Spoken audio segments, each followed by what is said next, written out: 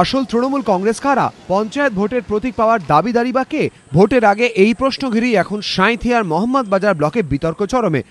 সাঁইথিয়া বিধানসভা কেন্দ্রে মোহাম্মদবাজার ব্লকে গ্রাম পঞ্চায়েতের আসন 58টি, পঞ্চায়েত সমিতির আসন 14 এবং জেলা পরিষদের আসন সংখ্যা 1টি।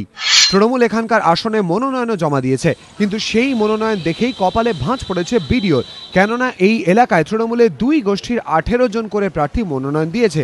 দুপক্ষেরই দাবি তাঁরা আসল তৃণমূল, তাঁরাই প্রতীক পাওয়ার দাবিদার। এদের মধ্যে একদল বীরভূম জেলা তৃণমূল সভাপতি অনুব্রত মণ্ডলের অনুগামী, অন্যরা সিউড়ির তৃণমূল বিধায়ক স্বপন কান্তি ঘোষের অনুগামী। শেষমেশ অবশ্য প্রতীক পেয়েছে স্বপন কান্তি ঘোষের অনুগামীরাই। বিডিও অফিস সূত্রে খবর, মনোনয়ন প্রত্যাহারের শেষ দিন স্বপন কান্তি ঘোষের অনুগামীরা মলয় ঘটকের প্যাডে লেখা একটি চিঠি নিয়ে হাজির হন। তাতে প্রার্থী হিসেবে ওই 18 জনের নাম ছিল। অনুব্রত অনুগামীদের অবশ্য দাবি তাঁরাই আসল তৃণমূল। এই অভিযোগ জানিয়ে 18 তারিখ কলকাতা হাইকোর্টে একটি মামলা করেছেন তাঁরা। মঙ্গলবার সেই মামলার শুনানি। আমাদের যারা প্রার্থী ছিলেন এই সিম্বল না পাওয়াতে তারা রেগে একটা আমাদের দল থেকে বেরিয়ে বলছে আমাদেরকে যখন প্রতীক দেওয়া হয়েছিল সেই প্রতীক আমরা কোর্টের মাধ্যমেই আমরা প্রতীক নেব। এমন কিছু সিট আছে যেখানে স্বপনবাবু সিম্বল দিয়েছেন, কারোর সঙ্গে আলোচনা না করে দিয়েছেন। কথা হচ্ছে যে এমন জায়গায় আমরা দেখছি তার সেখানে লোক নাই, সেই প্রার্থীর হয়ে ভোট করার লোক নাই, এজেন্ট হওয়ার লোক নাই, এমন কোন লোককে সিম্বল দিয়েছে কিছু কিছু ক্ষেত্রে।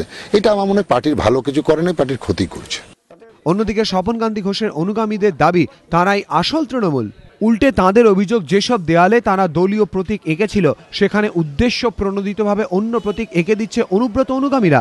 আমাদের 58টা মেম্বারের মধ্যে মাত্র 22টা সিম্বল, আর বাদ বাকি তো ওদেরকে ছেড়ে দেওয়া হয়েছে। তা সত্ত্বেও এখন দেখা যাচ্ছে যে ওরা সেই জোরপূর্বক সিম্বল দিয়ে ওরা যখন সিম্বলটা পেল না তখন নির্দল হয়ে এখন প্রচার করে বেড়াচ্ছে। আমরা যেখানে তৃণমূল আছি তার ফাঁকে ওই টিভি এঁকে দিচ্ছে, নাঙল এঁকে দিচ্ছে, বাড়ি বাড়ি প্রচার করছে যে আমরাই আসল তৃণমূল। এখানে যে 6টি অঞ্চলে বিতর্ক, একটি কেন্দ্রে তারা প্রার্থী দিতে পারে আর বলে আমরা আসল তৃণমূল। 2008 সালেও তো দলটা ছিল, এই 6টা পঞ্চায়েতে একটা প্রার্থী দিতে পেরেছিল তারা তৃণমূলের। রেকর্ড দেখুন। এই বিতর্ক ঘিরে সাঁইথিয়া রাজনৈতিক টানাপোড়েন এখন চরমে। কোথাও কোথাও দেয়ালে তৃণমূলের প্রতীক আঁকা হলেও প্রার্থীর নামের জায়গা ফাঁকা। এখন হাইকোর্ট কি বলে সেদিকেই নজর সকলের। গোপাল চট্টোপাধ্যায়, এবিপি আনন্দ, বীরভূম।